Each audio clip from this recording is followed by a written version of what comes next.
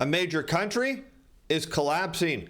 I'm your host, Steve Van Metre, and thanks for joining me today. And our lead story today, the unthinkable is coming as a major currency crash is now threatening an entire country's economy. And if the decline in their currency is not put to a halt, it's threatening outright economic Armageddon. And this is putting policymakers on the brink of doing something that we already know for a fact they do not want to do. As you're about to see, they may have no choice.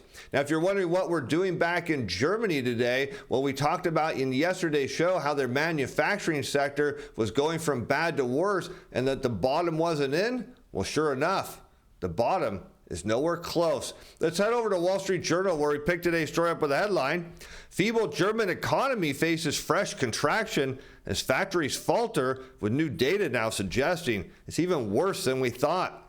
And figures released Thursday by Germany's statistics agency showed industrial production fell by 0.8% in July from June. It was down 4% from February 2022, putting in now contraction in the same month of Russia's invasion back a year ago. According to the statistics agency, sales in stores and their online equivalents fell in July and were 4% lower in the first 7 months of this year than in the same period of 2022. In particular, households have been cutting back on food consumption as prices soar, buying 5.3% less than the first 7 months of last year. So how does this tie back in to kind of our lead story of what's going on here? Is I want you to see as global demand slows down, and this just isn't a German thing, this isn't a US thing, it's not a China thing, it's a global issue here. As demand goes down, so does demand for these fiat currencies, and of course that's where we see these big problems start to show up, putting policymakers in a position to do things that they really don't want to do because it's really frowned upon by the rest of the world. And what's happening in Germany here, as we know, is already started in China, is happening over in Japan, and is now threatening, as will make the continued case, to come to America as well. There are also fresh signs that prolonged weakness is spreading to other parts of the economy. This is a case we've been making for a while now, with a similar survey of service providers recording the first drop in activity since December. So kind of we put the big picture here together. How did all of this happen to begin with? Is we had a lot of money borrowed during the pandemic. It got shoved into consumers' hands here in the US, and they spent money like crazy on buying goods from all over the world. And then when the leftover money, we see that flowed into the services sector. And we've been making the case of when that money is finally dried up, we would see a decline in the manufacturing sector, which we already have, and that would flow over to the services sector, which everyone else said, don't worry, these low-wage, part-time services jobs are so good that they're going to drive enough demand to put all of these highly skilled, highly paid manufacturing workers in their jobs for a much longer period. We said, no, the opposite's happening. And that's what I want you to see here, because this is all about global trade and how it affects currencies and why policymakers get faced with horrible decisions when they can't stop the decline. And here we can talk about why industrial production matters. And we're going to look at here the U.S. data. We have industrial production in blue against the Wilshire 5000 or total U.S. stock market in red, both shown on a year-over-year rate of change. And I want you to note they generally move together, but there's a couple periods, just like we see now, where industrial production is declining. On a year-on-year rate of change, the stock market's rallying, giving everyone the view that the market knows best and that's going to turn the economy around. But does that always happen? Well, sometimes it does.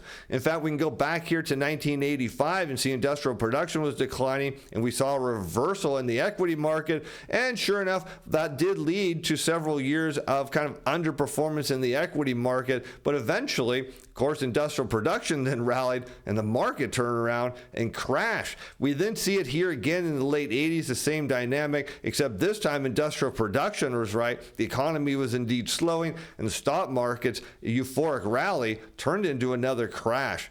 We see that here again in 1995. We saw a soft recession, kind of a mild pullback in 1994, and that led, of course, the stock market to believe that everything's okay, and then followed by a couple years of just no no returns at all. And here we're facing the same thing. The only difference today is people really believe the stock market is right. The question is it? Well, I don't think so. And here you can see again, industrial production. What really matters here is the labor market that everybody, including our friends at the Federal Reserve, say is strong and robust and is going to drive the economy forward. And what you see here is downturns in industrial production lead to an increase in the 4-week moving average of initial claims. In fact, it happens so much, these charts are almost mirrors of each other in that regard. Here you can see, of course, industrial production declining, and finally that 4-week moving average initial claims ticking up. But the data we're getting now on claims is suggesting that perhaps that maybe things are turning around, but I think we're just kind of in the calm of the storm here before we get hit with the next wave, because the question we should be asking, not just in Germany and not just in China, not just in Japan, all around the world, is industrial production likely to turn around? The answer, as you're about to see, is no, and not anytime soon. And it's not just because that pandemic money is drying up, and that is a big issue, but here you can see that due to all of these central bankers driving rates up and inverting yield curves, it puts industrial production at the risk of a prolonged decline. Here we can see the net percentage of domestic banks tightening standards for commercial industrial loans to firms of all sizes. That in blue, showing the net tightening anytime it's above that horizontal black line. And against that, we've got industrial production in red. That's shown on a year-over-year rate of change. And the dotted green line is just so you can see where industrial production goes negative.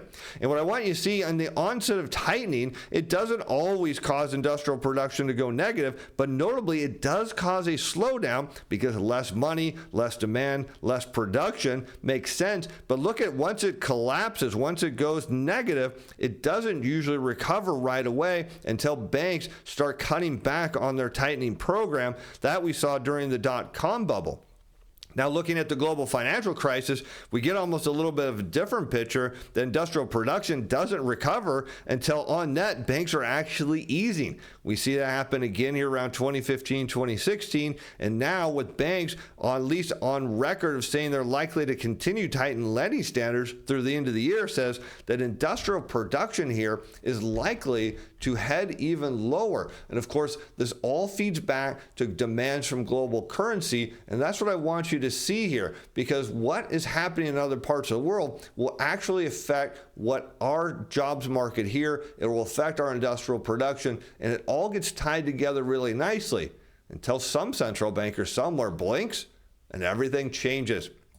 Let's take a look at the initial jobless claims this week as they plunged to a 7-month low. This headline here due to Zero Hedge noting that thanks to Ohio's fraud cleanup, that they say here that whatever magic they're using in the seasonally adjusted claims data is now at its lowest since February, and the non-seasonally adjusted claims are their lowest since October 2022.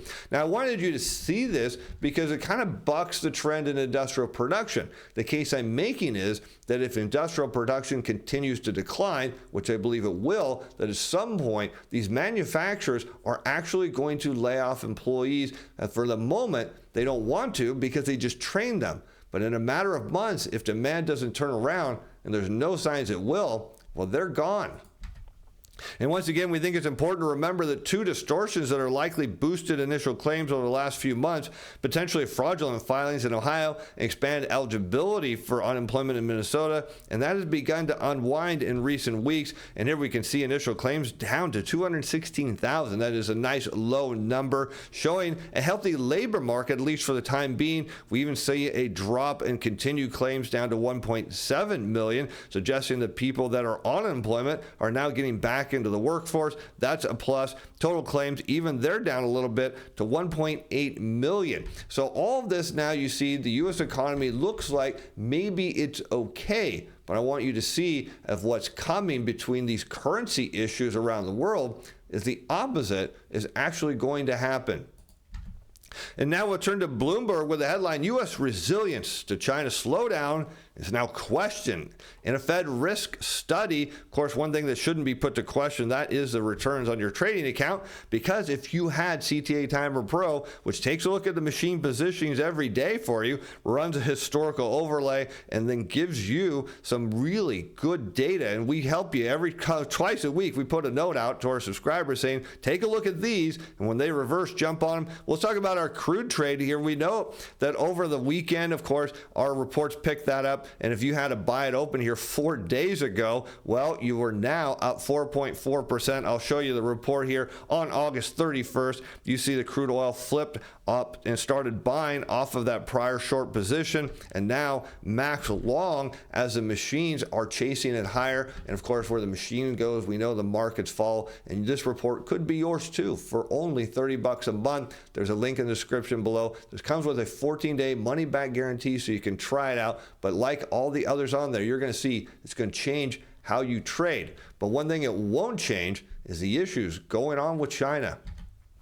A little known study by the Federal Reserve published in 2019 offers a more cautionary perspective, as 8 Fed economists at the time examined a scenario in which China's growth fell by 4 percentage points in shorter projections in a year. They predicted a global flight to safety by investors would send the dollar surging about 7% and cause both long-term treasury yields and equities to tumble. U.S. growth could in time drop by more than 1 percentage point. And so this is where we get to these currency issues. So if we see a collapse in one currency that's pegged to the dollar, that's why we're talking about China today, the dollar goes up, and that makes U.S. manufacturers uncompetitive on the world stage, which puts further downward pressure on industrial production at a time when banks are already tightening standards, and that back feeds into higher unemployment claims, and that means less discretionary spending. Because what did we get out of the pandemic? Other than, of course, we got a bunch of surge in spending in a goods sector that eventually translated into the services sector. But now that the money's pretty much dried up or almost gone, what are we left with? Well, a mountain of debt, and that's got to get paid.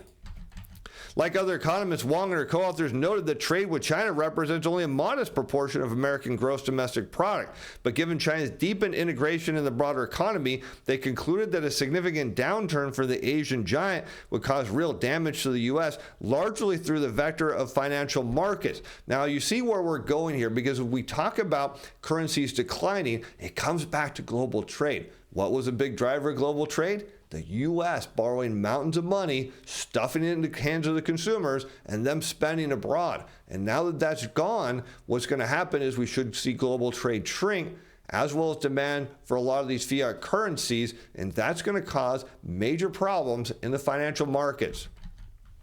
The most important channel for China spillover is not through direct trade, but rather a risk sentiment channel, she said. Fears of China hard landing, if serious, which we're making the case is likely to happen, raise financial volatility and drive the dollar up. Bad news, of course, for the U.S. economy, which could turn financial assets into a risk-off mode, which in turn tightens global credit conditions. So you can see we start to create a negative feedback loop here where the yuan starts to crash, which it already is, and that's one of the big problems here, because when a currency is crashing, of course, its own internal consumers, their own residents, their own people, they start to lose confidence in it, and of course, when that happens, the whole economy just goes disaster mode here. Let's take a look and prove this point. And here we can see the net percentage of banks tightening standards for commercial and industrial loans, again, for firms of all sizes, against the nominal broad U.S. dollar index. And sure enough, when banks tighten lending standards, at some point, it causes the dollar to rally. We see that happen, of course, not just during the global financial crisis. We see it here around 2015, 2016. The dollar picks up and surges as, of course, why I'll explain this why this makes sense in a moment. And we're likely to see the dollar remain strong here, because if there's fewer dollars being created, then why do people want dollars? Because they don't want to give them up. And that's the issue. They want to hold on to them because there's a global reserve, and that further drives the value up of the dollar against other currencies. And this is what we come back to where we started the show out, is this puts other central bankers, not the Fed, other central bankers in a position, as you'll see here in a bit, to do the unthinkable. As the world faces a shallow trade recession, as we continue the story here, I want you to understand why the yuan is losing value. It's not just because the U.S. is tightening lending standards here. I want you to see it's a demand issue because recession from China to Germany, as a shallow trade recession is in store, according to Oxford, which sees volumes dropping 1.5% this year before rebounding 2.3% next year. That's less optimistic than a recent forecast from the World Trade Organization, and less optimistic. Well, mine is even more pessimistic than that because everybody's acting as if all this pandemic money is in perpetuity, and they don't understand. When you extend all of this credit and when you put all this money out there and it's gone, the debt has to be repaid. And if there's not enough new money being created to repay it, the economy, the global, not only domestic economy, but the global economy's got to shrink as well. And here we can see that evidence of China exports now fall for the fourth month as a once reliable growth engine is sputtering and about to die.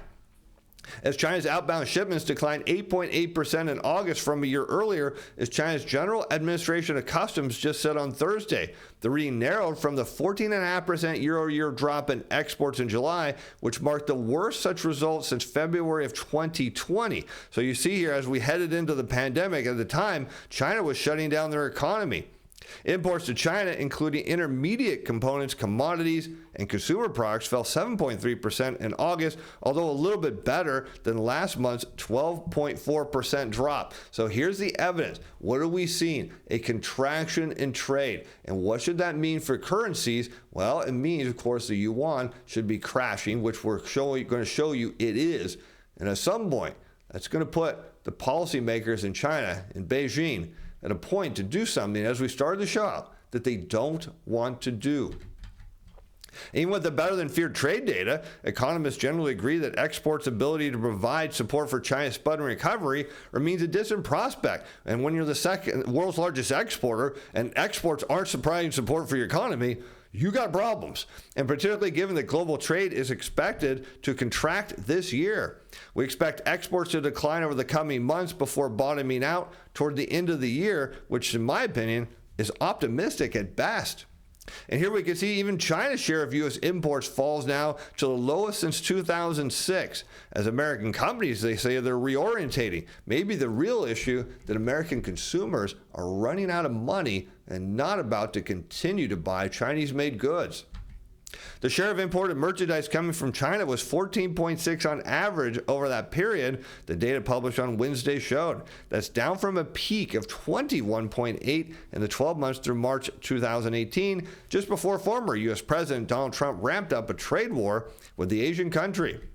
And this all now comes back to where we started the show with a major currency collapse. And so we had to go through the setup because I needed you to understand that this is all about global trade. This is all about pandemic stimulus, and it's all about debt. And when you factor those three together, it tells you that these fiat currencies are going to go in directions that policymakers don't want. The Fed wants the dollar to remain strong, but not too high, and it's about to continue to go up. And of course, the yuan and other currencies, the euro, you're going to see go down against the dollar. And guess what those policymakers don't want? Well, they don't mind that it's down. They just don't want it to continue to fall. And as you see, it's going to cause major problems and ultimately lead to the unthinkable.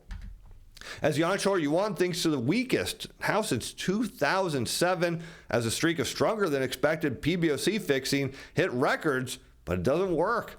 And the yuan will likely remain under significant pressure before economic growth finds a floor, and the PBOC will continue to defend the yuan. However, it may not draw a definitive line in the sand, although we think at some point they will.